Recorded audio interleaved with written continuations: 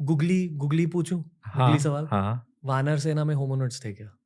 वानर सेना में तक तो होमिनिड्स नहीं रहे होंगे, बट जो ऑस्ट्रो-एशियाटिक ट्राइब्स हैं, उड़ीसा के tribes, somehow they look like, but जिससे कि हमने उसको मिमिक किया कि वो वानर सेना रही होगी। जी, जी, क्योंकि जी। जब ओरल हिस्ट्रीज होती है ना, जब उसको रिकॉर्ड करोगे, सब पास होती है ओरल हिस्ट्रीज, उसमें बहुत सारे चेंजेस होते हैं। मतलब वो एक्चुअली इंसान ही थे इंसान ही शायद। थे वो, सिर्फ नाम वानर सेना यस, थी। बस मॉर्फोलॉजिकली जो फीचर्स थे वो थोड़ा सा अलग था।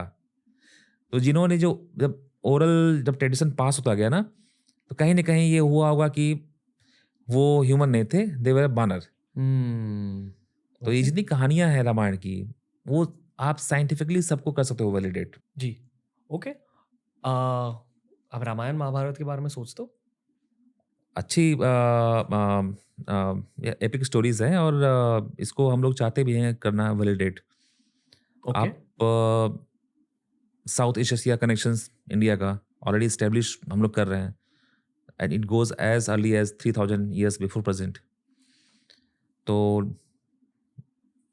अब कोशिश कर रहे हैं कि जेनेटिकली हम उसको कैसे कर सकें वैलिडेट, या जियोलॉजिकली भी। प्रूव कैसे करें?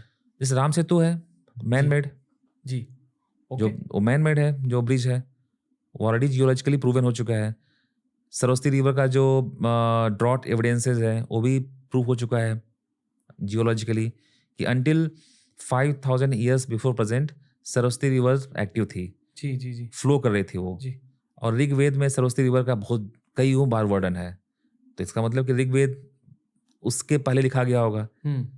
तो इन सब चीज़ों को हम साइंटिफिकली कोशिश कर रहे हैं कि उसको वैलिडेशन हो उनका। ओके। पर आपकी फील्ड का साइंस रामायण और महाभारत में कैसे अप्लाई किया जा सकता जैसे बहुत सारे ट्राइब्स हैं जिसको रामायण में वर्णन किया गया है। है? ओके। जैसे कोल का है, भील का है। तो इन ट्राइब्स का जो वर्णन किया गया है कि रामायण में इन्होंने हेल्प किया राम को, और जब हमने देखा जेनेटिकली देखा, तो ट्राइब्स बहुत ही पुराने ट्राइब्स हैं, और वो बहुत ही ज़्यादा मिक्स नहीं हुए हैं अदर पॉपुलेशन से। अब आपस में ही रहे हैं। यस, तो वो ट्राइब्स अभी भी हैं, एग्जिस्ट करती हैं।